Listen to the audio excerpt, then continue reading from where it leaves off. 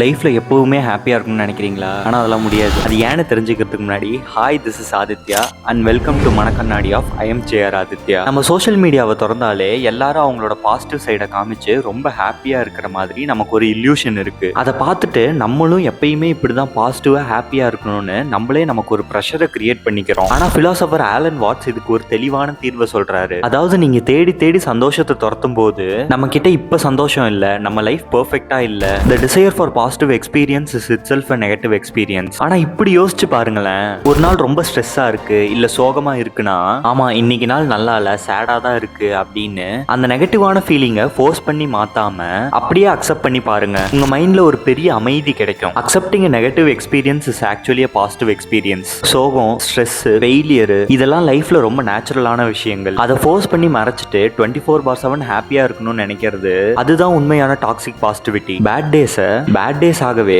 Accept பண்ணிக்க பழகுங்க. இந்த மாதிரி லைஃபோட ரியாலிட்டிஸை தெளிவா புரிஞ்சுக்க ஐஎம் ஜேஆர் ஆதித்யாவை ஃபாலோ பண்ணுங்க.